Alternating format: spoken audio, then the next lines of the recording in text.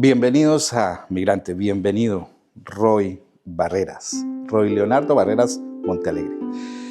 Esta conversación comenzó en el 2023, a finales del 2023, y en ese entonces hablaba con el recién llegado embajador, hablaba con el político y hablé también con ese hombre de familia. Hoy estoy hablando con el recién salido embajador de Colombia en el Reino Unido, y voy a hablar también con el político, y voy a hablar también con ese ser humano que conocemos los colombianos. Bienvenido a Migrantes, Roy Barreras. Pues un saludo muy especial, un abrazo a todos los internautas, los televidentes, los que nos ven. Muchas gracias a Express News por este espacio de comunicación con la gente, no solo hoy, sino durante este año y medio largo. Express News ha sido un vehículo de comunicación muy eficaz, de transmisión de emociones, de alegría, de dolores, de noticias. Todavía recuerdo con emoción, con alegría, la transmisión que se hizo, por ejemplo, de la llegada del buque Gloria, el buque insignia, esa fiesta de la colombianidad. Miles de personas al lado y lado del Támesis viendo nuestro buque, nuestros cadetes subidos en las velas con las banderas de Colombia, el Tower Bridge abriéndose para que pasara Colombia. Fue emocionante y Express News estuvo allí convocando a la gente, ayudándonos a convocarla y también transmitiendo el evento. Así que muchas gracias por este esfuerzo, además hecho por manos colombianas, hecho por inmigrantes colombianos, porque ustedes también fueron inmigrantes que vinieron a esta isla, que es Gran Bretaña, a abrirse camino como 50.000 compatriotas que están aquí y como cerca de 10 millones de compatriotas que están dispersos por el mundo. Pues gracias por ese reconocimiento y hay que decirlo, Express News es esa voz de los latinoamericanos, es la voz de los colombianos también. Embajador, empecemos por ahí, por el trabajo a lo largo de estos casi 2 años. ¿Cuál fue ese trabajo? ¿Cómo lo va a recordar usted el trabajo de la embajada para los colombianos? Yo creo que lo más importante y lo más emocionante de este trabajo ha sido encontrar las historias de vida de la gente. Nuestros encuentros con la comunidad, aquí en la embajada, en el consulado, en los restaurantes colombianos, en las tiendas, en los supermercados, en La Fama, en Elephant Castle, donde están los colombianos del diario vivir, son los espacios donde encuentras esa fuerza que tiene cada colombiano. Uno podría decir que hay casi que una historia común, a pesar de venir de regiones distintas, a pesar de venir en épocas distintas, en otras edades, gente que viene adolescente a estudiar, gente que viene adulta porque ya lo traen los hijos, pero tienen una historia común. Colombianos que salen de su patria para buscar futuro, para abrirse camino, para intentar salir adelante, y lo logran con muchas dificultades, la mayoría de ellos. Las historias de vida de los compatriotas empiezan muchísimas porque llegaron a hacer la limpieza, a limpiar baños, a limpiar oficinas, a trabajar en lo que fuera, mientras podían estudiar, mientras podían regularizarse, y empezaron a hacer camino, y a poner negocios, y a poner un supermercado, y a vender cositas, y a vender café, y a traer lo que pudieran traer para vender en esta isla. Pero además de venir y abrirse camino, hay una cosa muy bella de los colombianos. No conozco ninguno que no le gire a la familia en Colombia. La gente trabaja aquí con mucha dificultad, pero las libras esterlinas, que es lo que se pagan aquí, pues al cambio sirven. Entonces le mandan el girito a la familia en Colombia. Le dan la mano con solidaridad a la mamá que se quedó, al hermano que está allá fregado, al tío que no tiene manera de sobrevivir, al primo. Le ayudan tanto que la principal fuente de divisas de Colombia no es el petróleo, es la plata de las remesas de los colombianos en el mundo que hacen ese esfuerzo espontáneamente. Y me llevo esa tarea a los colombianos de la diáspora, a los compatriotas que están por el mundo. Hay que facilitarles que lo que envían a Colombia se convierta en una inversión segura, por ejemplo, en planes de vivienda, que tengan tasas preferenciales, que tengan exoneración del predial, que les permitan comprarle la casita a la mamá con más facilidad. Y yo creo que hay que establecer ese flujo bancario, pero es esa experiencia, que la resumo en 2 palabras: fuerza para salir adelante y solidaridad con los que se quedaron en Colombia. Usted habla de esos colombianos que obviamente habitan esta hermosa isla. Y usted también nos había contado en una primera charla, ya había tenido la experiencia de vivir o de pasar con una mochila por aquí, por Inglaterra. Pero la vida le permite llegar como embajador, como un funcionario. En esa experiencia y en ese contacto, y somos testigos también, abrió mucho las puertas a colombianos, a empresas, a instituciones. Muchos conocimos su casa, la casa del embajador, la casa de los colombianos. Una situación que no se daba en años. Seguramente lo habrán hecho otras personas, pero a nosotros no nos había tocado. Y mucha gente lo veía todos los días.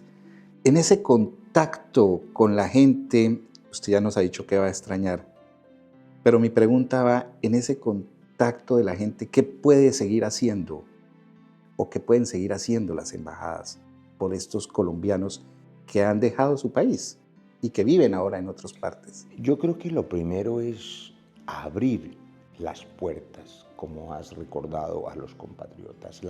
Esta embajada, la Casa de Colombia, es de los colombianos, no es del embajador ni es del cónsul, es de los colombianos. La gente tiene derecho a entrar, a conocer, a reunirse. Y además, no solo entrar a la casa, sino que los embajadores salgan a la calle y encuentren la gente. Ayer que fui a despedirme en varios de los negocios donde iba a hacer mercado durante este año y medio, me encontré a un compatriota que estaba ahí con su señora y me dijo: qué bueno volverlo a ver, supe que usted se va y pues no había habido ningún embajador que venga a esta tienda en estos 17 años que yo llevo aquí. Y le dije: no, yo no me la pierdo porque aquí encuentro buñuelo, pan de bono, empanada y ponimalta, que me encanta desde chiquito. Entonces, ese es un pedacito de Colombia, la tienda del barrio. Esa es otra cosa que oyéndolo me emociona mucho, porque la tienda del barrio es el sitio del encuentro. Aquí en Londres también es la tienda del barrio. Donde yo crecí, en el barrio Las Cruces, en Bogotá, en una zona popular, la tienda de la esquina era donde nos encontrábamos los muchachos, es decir, la tienda era el club nuestro. Yo no he sido miembro de ningún club nunca, y ya a estas horas no voy a hacerlo, pero la tienda de la esquina era el club. Y el club de los colombianos, yo creo que en otras ciudades del mundo debe ser igual, es la tienda de la esquina de un colombiano. En el caso de Londres, casi todos caleños, vallecaucanos, en otros casos paisas o caribes, gente que abre una tienda. Y ahí empiezan a llegar los colombianos a compartir sus historias y a sentirse hermanos. Ese es otro asunto, ¿no? Cuando uno escucha la voz de un compatriota, no importa si es costeño, si es de Buenaventura, si es llanero, si es de Manizales, uno dice: este es de los míos, este es un compatriota. Hay una fraternidad, una colombianidad que disfruta el que está afuera porque extraña su patria, y que cuando estamos en Colombia no la vivimos, no nos sentimos hermanos, y somos hermanos, hijos de la misma patria y de la misma historia. Roy, cuando usted habla de ese trabajo de la embajada y describe al colombiano, como también lo vemos nosotros acá, cuando describe al migrante, cuando se describe a esa persona que dejó su país, pues uno encuentra que usted está en contacto permanente con la gente. Y ese contacto en el Reino Unido a veces no se entiende muy bien en nuestros países, porque la gente piensa: bueno, usted salió a triunfar, usted cuando ya vive en otro país es porque está en la cúspide de su carrera, y hay casos de casos. Pero la mayoría de casos es que acá somos colombianos común y corriente, haciendo lo mismo que se puede hacer en Colombia con otras oportunidades. Esos colombianos de éxito, ¿cómo hacer para que el país también empiece a mirar al país que está por fuera? Yo sé que tenemos muchos problemas en Colombia, pero también somos colombianos por fuera del país. ¿Cómo hacer para que el país también tenga consideración involucre en sus... Y no los abandone. Es que, mire las cifras. Estamos diciendo que perfectamente pueden ser cerca de 10 millones de compatriotas que viven fuera de la patria. Pues porque probablemente en Estados Unidos hay cerca de 4 millones o más. En Venezuela no se sabe cuántos hay porque van y vienen y son colombo-venezolanos, pero pueden ser 2, 3 millones. En España hay 1 millón de colombianos. Ahí ya van 4 y 3, 7 y 1, 8. Y queda el resto del mundo. Es el 20% de los colombianos. Somos 50 millones larguitos y hay 10 millones afuera. Entonces, Colombia tiene la obligación, el Estado colombiano, de no abandonar a esos compatriotas. Esa es otra característica que he podido percibir del testimonio de la gente. La gente se ha abierto camino sola. Nadie le da la mano. O sea, el Estado colombiano no existe casi en ninguna parte para ayudarle al colombiano que está fuera de la patria a abrirse camino. Cada quien se abre camino por su propia fuerza. Y la gente tiene la fuerza para salir adelante, le meten el corazón a esto, pero sería mejor si les ayudaran a abrirse camino de muchas maneras, con las becas de estudio aumentándolas. En este año y medio nosotros logramos aumentarla, facilitándoles que puedan importar desde Colombia, es decir, mejorar las exportaciones de Colombia, porque siempre hay un colombiano que está trayendo el café, el banano, las flores, las frutas, entre tanta gente que hemos estimulado a venir. Recuerdo, por ejemplo, unos muchachos bogotanos o boyacenses, uno bogotano, uno boyacense, que se inventaron unas cervezas de frutas y están ya en los supermercados vendiendo cervezas de frutas. Entonces, esa posibilidad de darle la mano a la gente, me parece que es una obligación del Estado, no abandonar al colombiano, porque además, como ya dijimos, es una gran oportunidad. Pero déjeme además resaltar otra cosa que me parece muy importante. Ahora decías, la gente aquí se abre camino trabajando en lo que puede, igual que en Colombia, pero hay muchas diferencias. Una cosa triste que pudimos experimentar aquí es que hay mucha soledad en los viejos, en las viejitas británicas. La gente se muere sola en los apartamentos. A veces ni se dan cuenta que se murió, o porque no tienen hijos, o porque los hijos no se ocupan de ellos, o porque son familias desmembradas, pero hay una gran soledad. Los colombianos queremos a los abuelos, queremos a la mamá. Vivimos con la mamá hasta donde Dios nos la permite.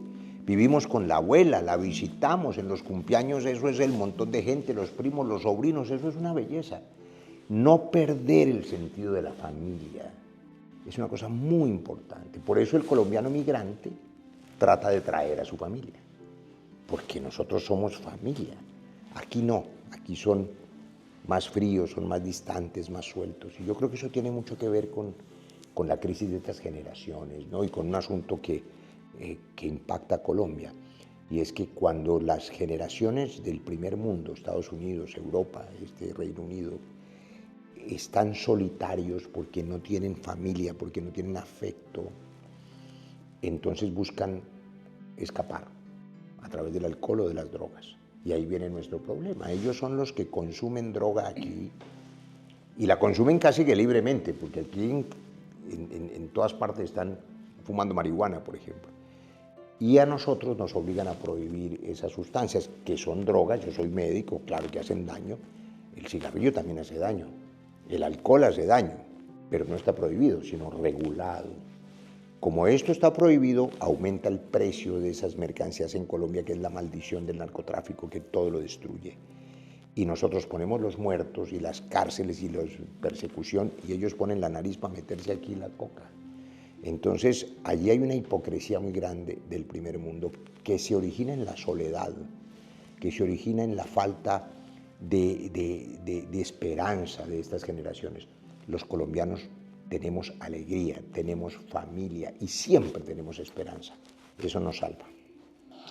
Recuerdo, tal vez, y entramos a la parte anecdótica, ese punto que usted referencia. Me acuerdo que usted cruzó una especie de mensajes a través de estas redes sociales con una famosa actriz colombiana, cuando se hizo una película, una serie que siempre reflejaba nuestro lado fuerte, ¿verdad? Y usted invitaba a que también reflejemos ese lado positivo que tenemos, ¿verdad? Que vendamos esa Colombia que, que podemos y que queremos y que somos.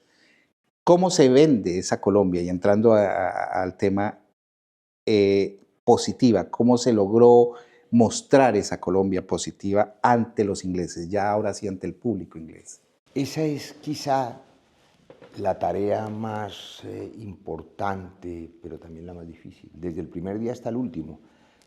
Hace apenas un par de días, en una de mis últimas visitas al Foreign Office, que logramos convocar un grupo de parlamentarios, que se llaman MP aquí, y de Lords, de la Cámara de los Lores, que son, digamos, como los senadores en Colombia, pero un poco más inútiles aquí en Colombia, ¿no? La Cámara Alta, ¿verdad? Sí, Y es más los protocolaria y miembros del Parlamento, y sí. hereditaria. Claro que quiero decir que en Colombia también hay unos señores hereditarios, ¿no? Porque Sí. hay unos tipos que nacen y creen que nacieron en el poder, Appointed, señalados hijos de ya. presidentes, nietos de presidentes, y creen que pues esto es una finca que ellos gobiernan. Allá también hay como unos hereditarios, solo que les falta la peluca blanca y la vaina de lords, pero se creen. Pero en esa reunión, de nuevo intentando demostrarle al Reino Unido que Colombia está en el centro de América Latina, que América Latina es un continente de 800 millones de seres humanos, donde no hay guerras internacionales, donde no hay armas nucleares, pero en cambio hay fuentes de energía limpia, aire, agua, selva amazónica, biodiversidad, tierra fértil para producir alimentos. Nosotros podemos perfectamente desarrollar, como ha dicho el presidente Gustavo Petro, y que además muchos no lo han entendido, pero es una realidad, acaba de decirlo de nuevo en China, un canal interoceánico férreo, porque el canal de Panamá, que ha sido la fuente del comercio mundial y que ha sido objeto de muchas presiones y ambiciones, pues por el cambio climático se está secando el lago Gatún. Y hay que comunicar el Atlántico con el Pacífico, y ahí está Colombia en el centro. Y Colombia no solamente puede ser el hub, puede ser el sitio donde se haga comercio hacia toda América Latina, porque prácticamente todas las ciudades capitales de América Latina, ninguna está más de 5 horas de vuelo. Entonces el Reino Unido, Europa, podría montar sus fábricas en Colombia, cerca de las fuentes de energía, y exportar al resto de América Latina.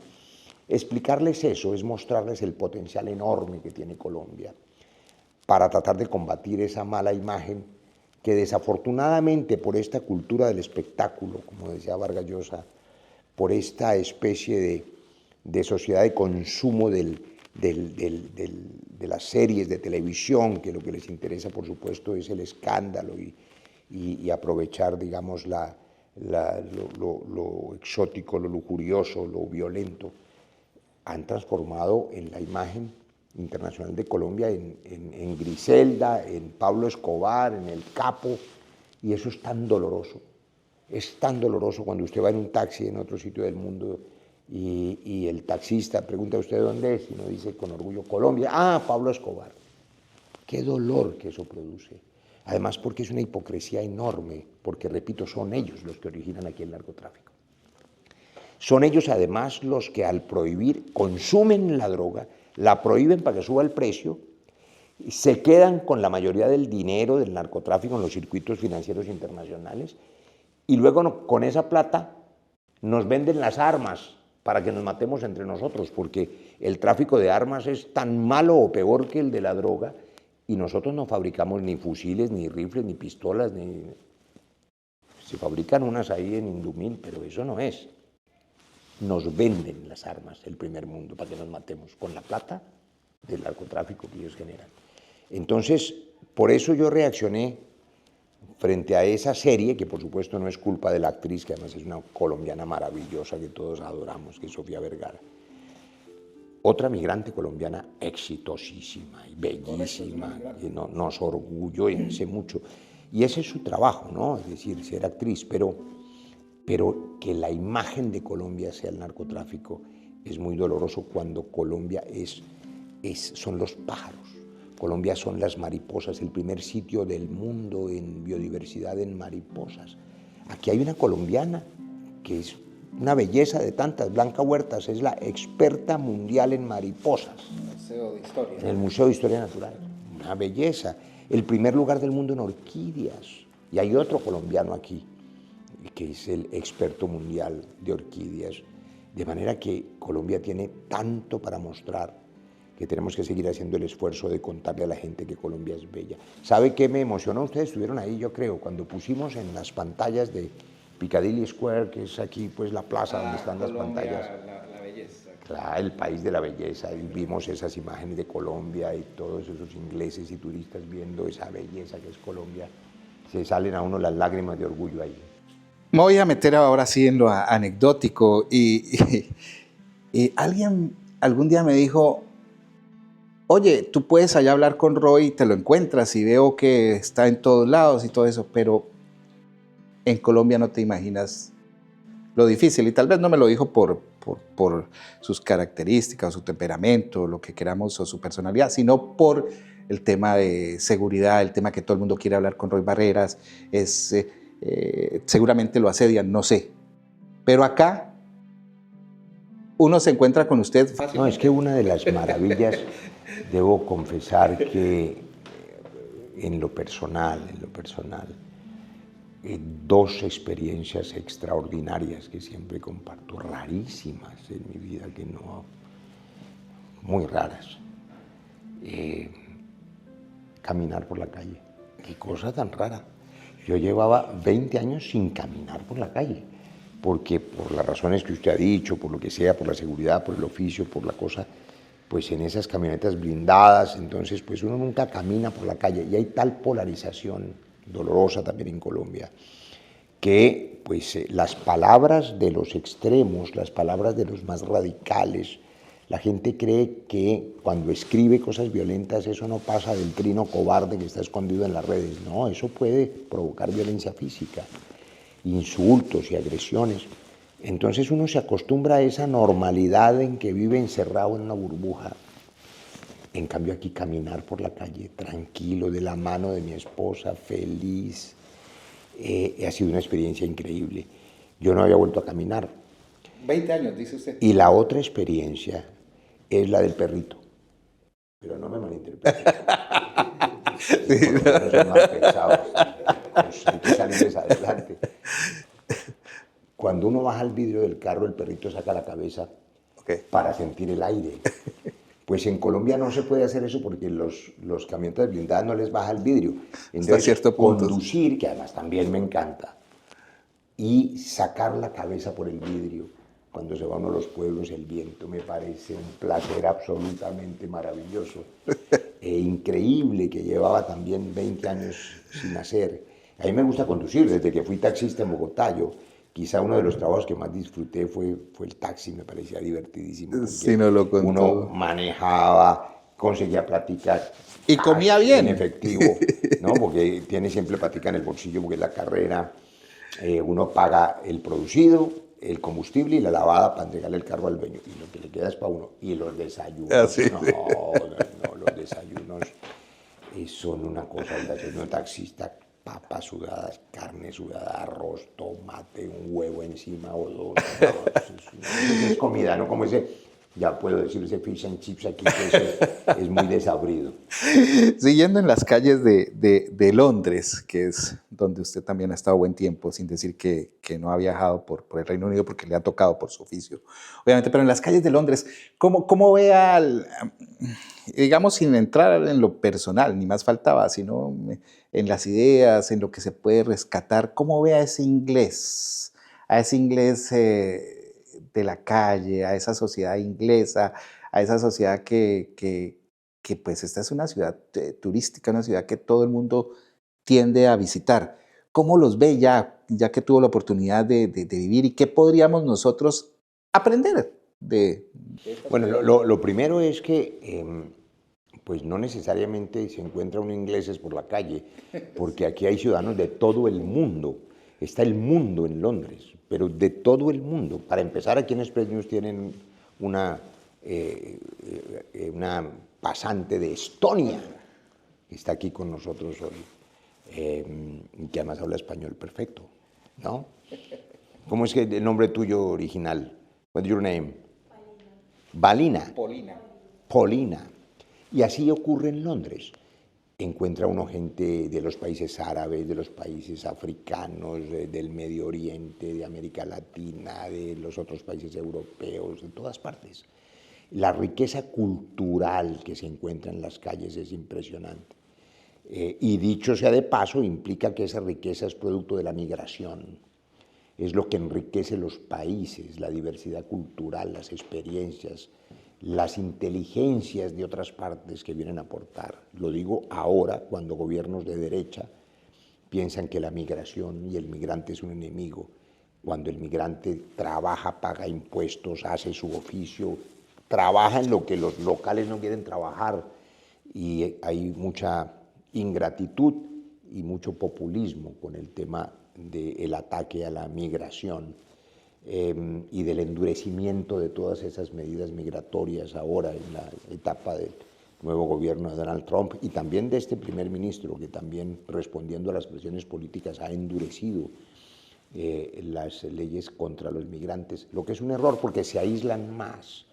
Ahora, el británico de la calle, el británico común y corriente, por el que usted me pregunta, tiene unas características muy interesantes. Primero, son trabajadores, muy disciplinados. Yo al principio decía, pero ¿cómo es posible que este sea un país tan rico, digamos, si trabajan menos que nosotros? El colombiano levanta a las 4 de la mañana y a las 11 de la noche está camellando en otra cosa. Y aquí no. Aquí a las 9 de la mañana empiezan a trabajar, antes no. Y al mediodía se van a almorzar. Y trabajan casi que de 2 a 5. Y uno dice, pero porque son absolutamente disciplinados, porque el tiempo se hace respetar, por eso a la gente le pagan por horas. Entonces son trabajadores, disciplinados, amables, tengo que decir que en general el británico es amable con la otra gente que se encuentra, pero también tengo que decir que esta riqueza exuberante de Londres, esta belleza, porque es una ciudad muy bella, la ciudad más verde de Europa, es una ciudad llena de museos, de espectáculos culturales, una arquitectura fascinante. Los que estudian arquitectura pueden disfrutar caminando por esta ciudad. Toda esa riqueza pues se originó en la esclavitud, en la expoliación de América, de África, de lo que fue el Imperio Otomano, en la desmembración de otras partes del mundo, en el saqueo, en la piratería. De hace 300 años, de hace 400 años, de hace 200 años. Y ahí hay una deuda histórica de Europa con América Latina y con África. Por eso es indignante que ahora, cuando la pobreza que ha ocurrido por cuenta de ese colonialismo y esa esclavitud exige salir a buscar cómo sobrevivir, le cierren las puertas a los migrantes. Cuando ellos fueron, invadieron nuestros países y los saquearon además. Y nadie les pidió visa para ir al África o para ir a lo que era la Amerindia, la Colombia prehispánica, a saquear el oro y a violar a las indias y a hacer lo que hicieron los colonos en esa época. Y ahora, por supuesto, no se dan cuenta de esa deuda histórica que tienen con los migrantes. Por eso es obligación de los gobiernos hacer respetar la dignidad de los colombianos, de los latinoamericanos, en cualquier sitio del mundo donde estén.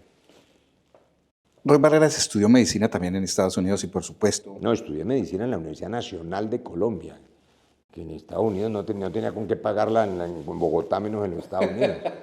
Pero vivió un tiempo en Lo que pasa es que yo por accidente terminé siendo también ciudadano americano. Digo por accidente porque mi padre, que era también hijo de migrantes, esa es otra historia, mis abuelos huyeron de la violencia de España, de Galicia, donde estaban muriendo de hambre los campesinos todos, y buscaban en un barco irse también a sobrevivir, esa es otra historia de desplazamiento. Llegaron a Nueva York a comienzos del siglo XX, mi abuela era cocinera en un restaurante, mi abuelo era electricista, y le ofrecieron un trabajo, necesitan un tipo que hable inglés y español que se vaya a vivir a un sitio por allá que se llama el Chocó, imagínense, en los años 40. Entonces el abuelo levantó la mano porque estaba desempleado y jodido y terminó de electricista en una mina en el Chocó que se llamaba la Chocó Pacífico. Y se trajo al niñito chiquito que tenía 9 años, que era un gringuito que de Nueva York terminó en el Chocó, hágame el favor.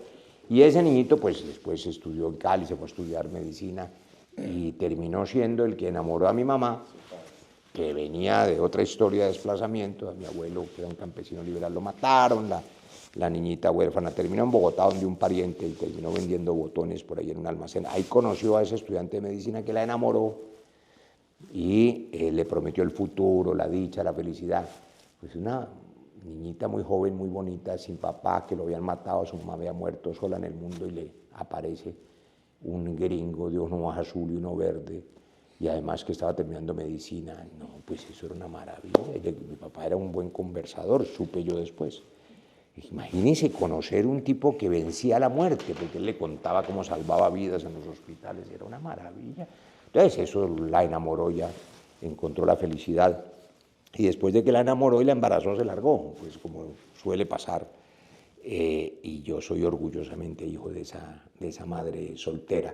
Pero yo conocí a mi padre después en la adolescencia, y como él era gringo de nacimiento, pues terminó heredándome la nacionalidad. La nacionalidad. Y el apellido, pues un poco braviado el apellido, ¿no? Porque al principio no quería, yo no sé si fue buena idea, porque el apellido de mi mamá es más bonito, es Montealegre. Montealegre, sí.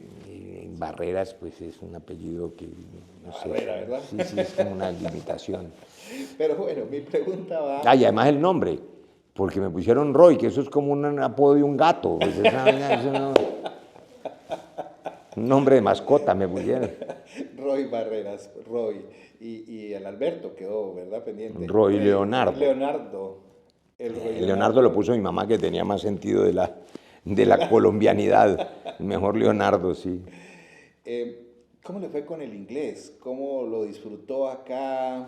Bien, bien. Yo por supuesto nunca estudié en colegio bilingüe y, para serle franco, no sé dónde diablos aprendí inglés, porque a mí pues nadie me enseñó, ni yo fui al colomboamericano ni a ninguna parte, pero yo creo que a punta de leer, es decir, yo he sido un obsesivo con la lectura y por otras razones, por la literatura.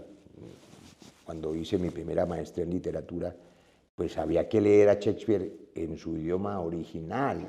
Entonces, leyendo textos con diccionario en la mano, viendo después películas en inglés, viendo musicales en inglés, no sé, terminé pues hablando inglés, y aquí ha sido, digamos, una ventaja para poder conversar con la gente. Pero le he dicho a los ingleses una cosa que no les habían dicho en la cara, y es que, puedo decirlo ya hoy que me voy, hay una ministra muy amable que se llama la ministra para América Latina, que además es una baronesa, o sea, es una señora muy importante. Ministra, óigame bien, para América Latina, y la señora no habla ni jota de español. Entonces, cuando fue a presentarse en la reunión del GRU, la que se llama el Grupo Latinoamericano, todos los embajadores de América Latina, todo el mundo hablando en inglés, y todos la saludamos en inglés. Yo la saludé en inglés amablemente, pero luego le dije, mire, nosotros somos aquí 33 personas y usted, todos hablamos español menos usted, que es la embajadora, la ministra para América Latina. Yo creo que es una muestra de respeto y de inteligencia que aprendan a hablar inglés y que aprendan a hablar español. Es decir, si uno habla en inglés por respeto al país donde llega, ellos deberían hablar español si se interesan en Colombia y en América Latina. Somos 800 millones de personas. Entonces los ingleses deberían hablar español. Los chinos, que están llegando con mucha fuerza a Colombia y América Latina, los ingenieros chinos, los comerciantes chinos, todos hablan español. Entonces yo creo que hay que hacer una gran tarea para exigirles que cuando hablen de nuestras posibilidades como país y como continente, lo hagan en español. E igual también se podría pensar en seguir intensificando el inglés en Colombia. Lo digo porque también es otra de las herramientas de los migrantes. No, pero sin duda, el bilingüismo. Yo llegué aquí con la expectativa de que el gobierno británico pudiera hacer una gran ofensiva en el bilingüismo en todo el país. Pero descubrí, es la verdad, que realmente la cooperación es mínima o no existe. Todos son business, negocios. Entonces, lo que hacen es pues vender cursos de inglés y vender programas de inglés. y pues entonces compiten, pues a ver quién vende los cursos de inglés más favorables, pero eso no es cooperación, eso es un negocio.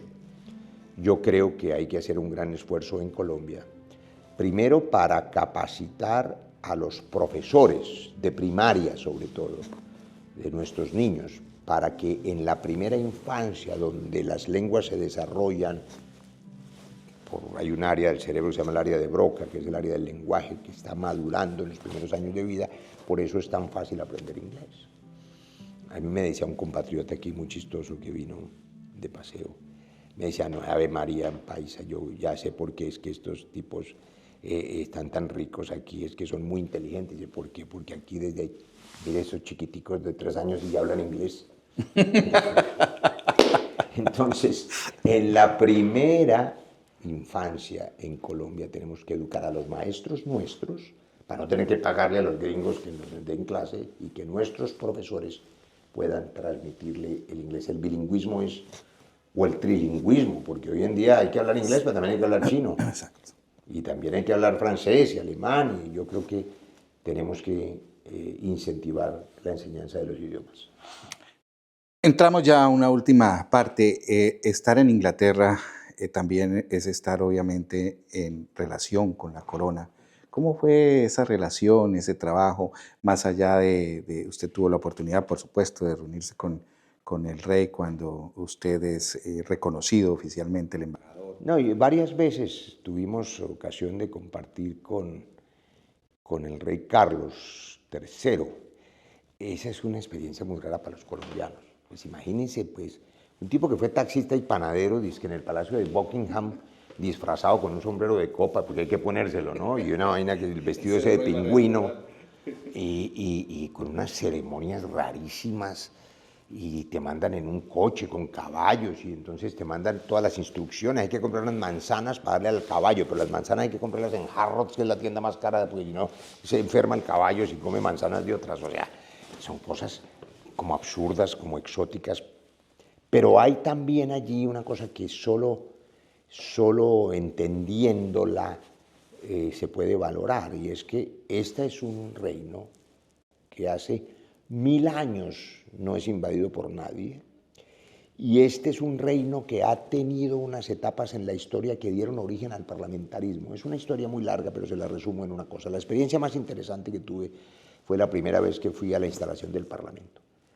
porque hay una ceremonia enorme que dura horas y entra gente con sus pelucas y sus togados y sus estelas y sus condecoraciones y mucha elegancia, y van desfilando de distintos sitios del Reino Unido, y te dicen que el rey llega 2 horas y media después a la hora exacta. Pero lo interesante es que cuando llega el que se llama the Speaker of the House, que es el presidente de la Cámara de Representantes, se abren las puertas para que esta persona entre y se reúna con sus compañeros. Luego cierran la puerta. Y luego llega el the Speaker of the Lords, que es el señor de la nobleza, de la Cámara de los Lores. Cuando va a entrar le cierran la puerta. Y el tipo tiene que golpear y de adentro dice, ¿quién es? Yo estaba al lado del embajador del Ecuador y él dijo, the Speaker of the Lords. Y volviendo, no le abrieron. Y el de adentro decía, ¿quién es? The Speaker of the Lords. Y pues, si todos le estamos oyendo, no le abrieron. Por tercera vez, ¿quién es? Decía la voz de adentro. The Speaker of the Lords. Le dije yo a mi colega, el embajador del Ecuador, tipo, ¿qué está sordo? ¿Qué es tonto? Si todos sabemos que es. Y solamente cuando da esos 3 golpes con un bastón especial en la puerta y se abren, y hay una carcajada general, o sea, los comunes, que son los elegidos por el pueblo, se burlan del Lord antes de dejarlo entrar. La historia que eso tiene es que Cromwell, que fue aquí un hombre que hizo un golpe de Estado hace 700 años, y le cortó la cabeza al rey Carlos I, para volver la monarquía exigieron que los nobles, para hacer un acuerdo con ellos, porque eran los señores feudales, para poder entrar al Parlamento tenían que pedirle permiso a los comunes, es decir, a la gente elegida por el pueblo. Y eso es muy bello, porque es el origen del poder popular. De manera que todos esos símbolos tienen un sentido histórico que hay que estudiarlo para poderlo comprender. Muy interesante, embajador. Tal vez puntos que pudieron ser tristes o difíciles de manejar. Recuerdo uno, y fue cuando a Colombia se le notifica que los colombianos tienen que hacer un procedimiento adicional, El de la visa. El de la visa. Eso fue una cachetada, yo lo tengo que decir, por la condición de embajador, por supuesto no debía reaccionar con la rabia que nos dio por lo que dijimos al principio de esta entrevista. Primero, Colombia no es la responsable del problema migratorio en el Reino Unido. Esa fue una medida que tomaron ese mismo día para 13 países, no solo contra Colombia, y luego siguieron poniéndole en otros.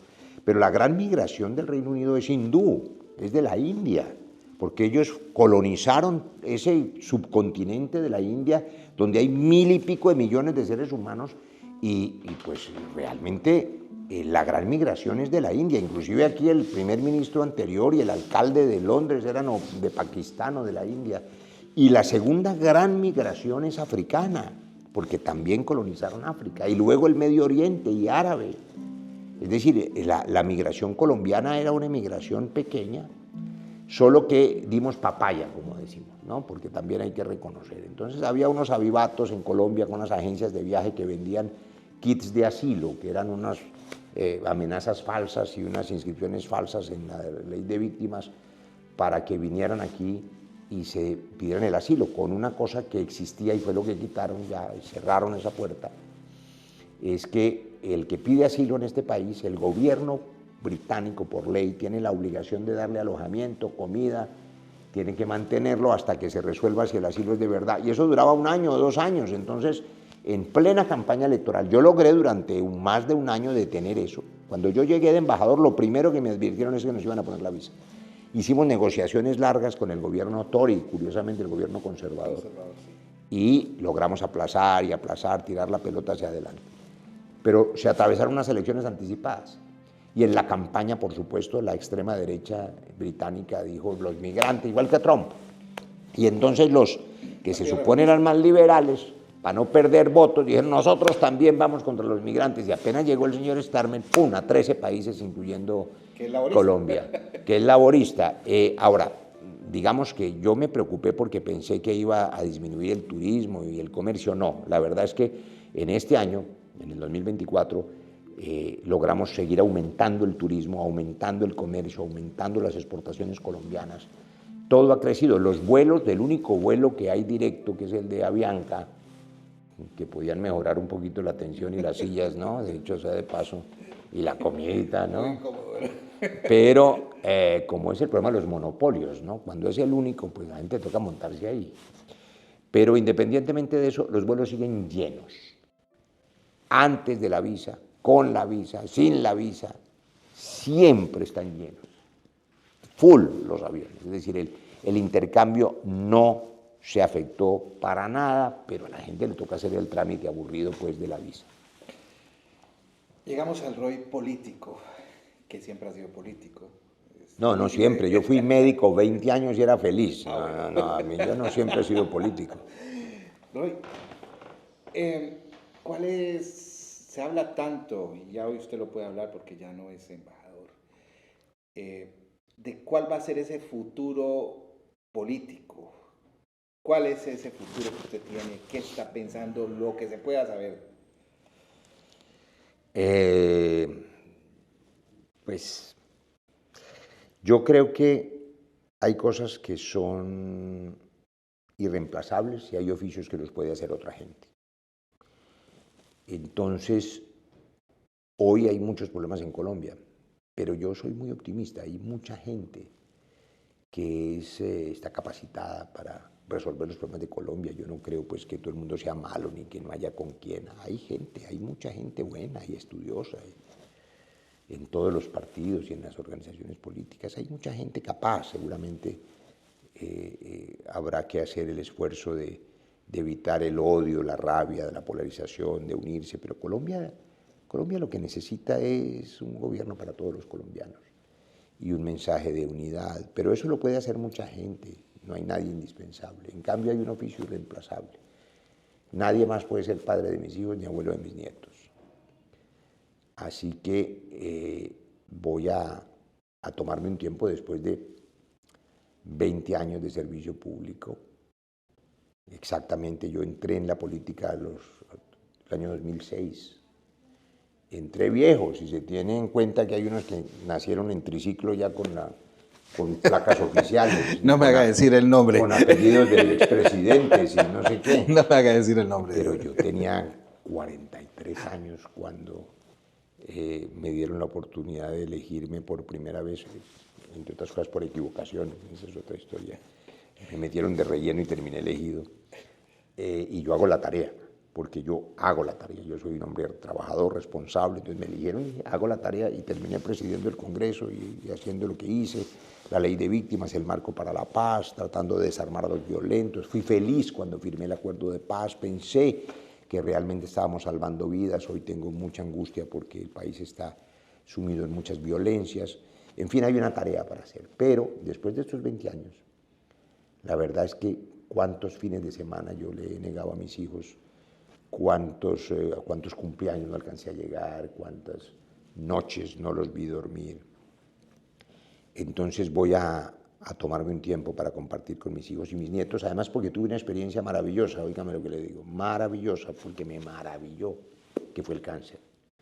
Cuando me notificaron el cáncer y cuando descubrí que era un llamado para decidir qué iba a hacer con la vida que me queda. Gracias a Dios, gracias a los médicos, gracias al amor de la familia me curé.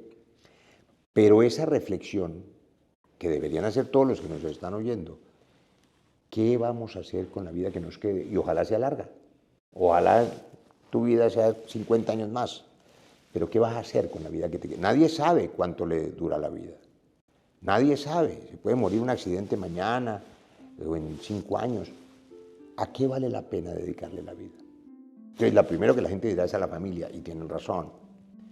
Hay que pensar si además de la familia uno tiene la posibilidad de ayudarle a todas las familias y a esa gran familia que es Colombia, pero eso implica una reflexión muy grande, así que primero voy a irme a meditar un rato y a conversar con la familia, a ver a qué le dedico la vida que me quede, que ojalá sea larga.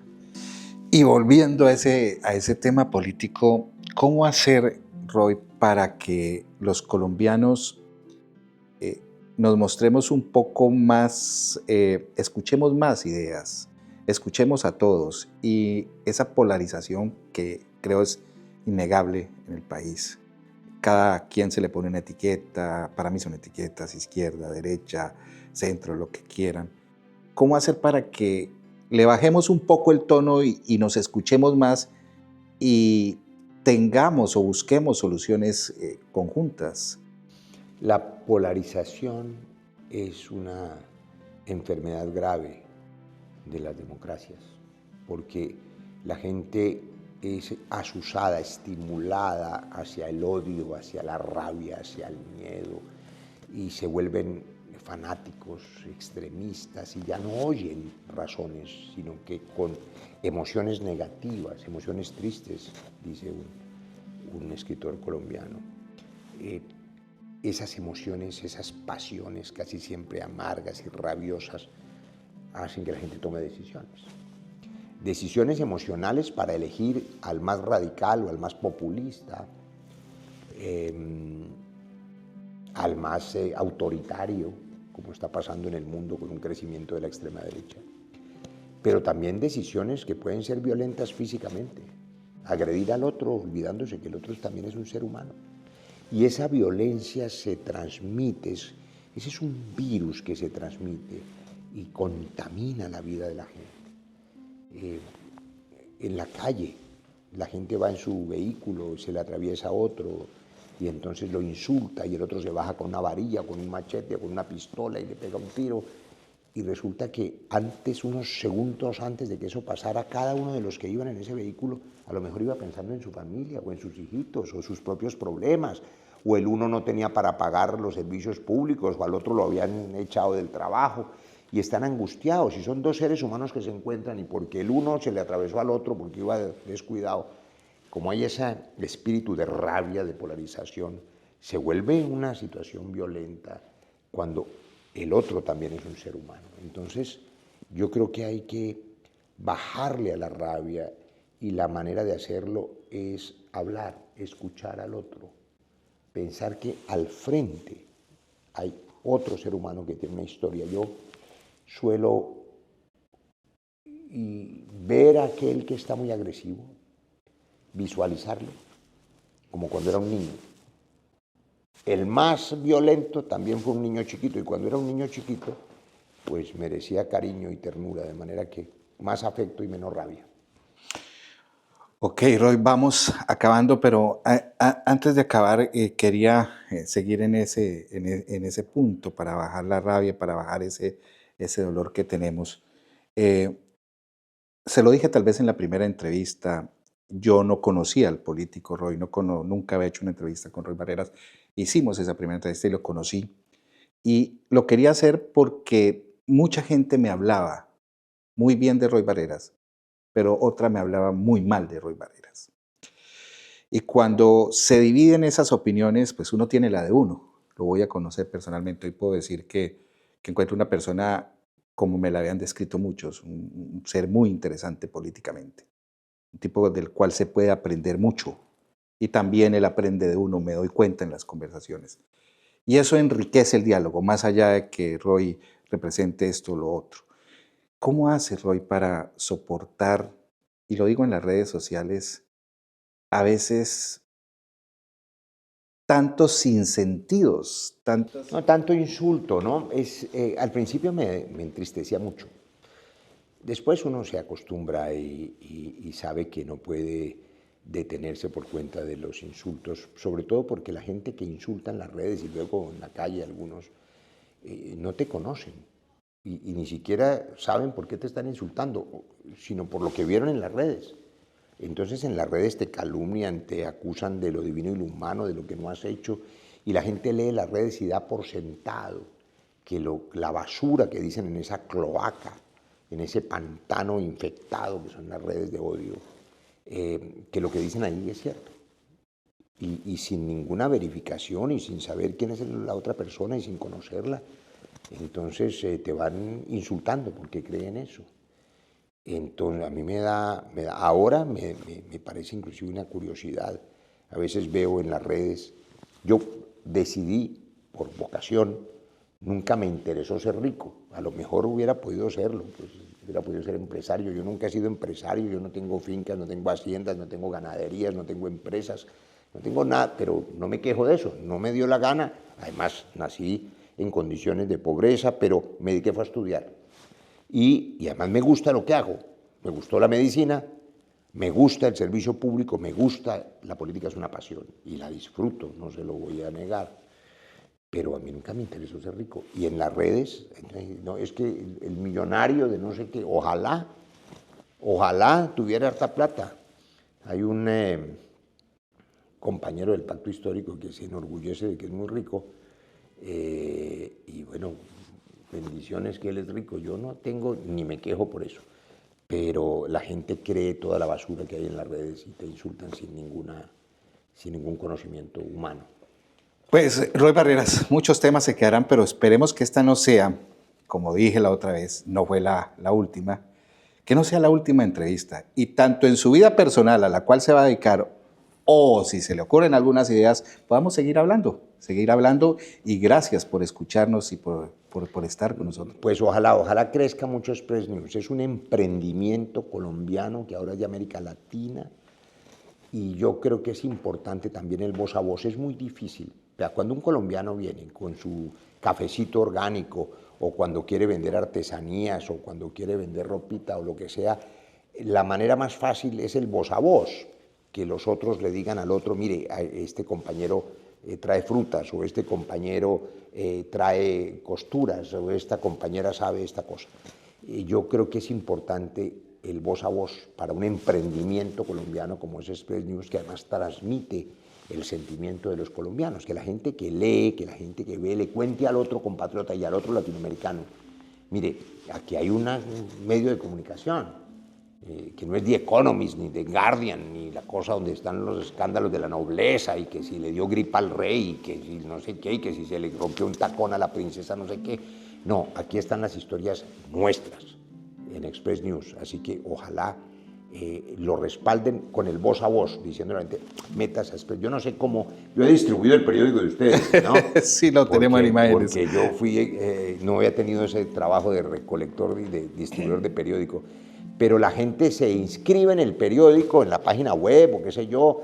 Ustedes creo que el periódico lo regalan porque yo lo veo en las tiendas. Sí, es gratis, completamente. Entonces tienen que difundirlo más y bueno, que crezca porque es un vehículo muy importante de colombianidad. Muchas gracias a Express News, a todo el equipo por estos meses de acompañamiento y espero volver a verlos. Lo que pasa es que para volver a verlos me toca venir aquí a esta isla y no sé en qué condición regresaré. Latinoamérica es un continente que representa el futuro. Europa probablemente representa la cultura occidental, el Asia una cultura milenaria, los Estados Unidos un imperio que es decadente ahora y que es, digamos, el comercio y la economía y el consumo. Pero América Latina es la biodiversidad, el aire, el agua, la vida, el alimento para el mundo. Así que tenemos una obligación los latinoamericanos, la unidad de América Latina. Europa lo hizo, teniendo distintos idiomas, distintas historias, guerras entre ellos mortíferas. Hicieron la Unión Europea, nosotros tenemos la misma historia, la misma lengua, casi todos la misma religión, yo soy un hombre creyente. Y además tenemos, digamos, la misma madre que es América Latina, la misma patria. Entonces, necesitamos una unión latinoamericana de verdad. Y esa es, digamos, la manera de competir en un mundo multipolar, en esta nueva etapa después de la globalización. América Latina unida para que se haga respetar frente al resto del mundo.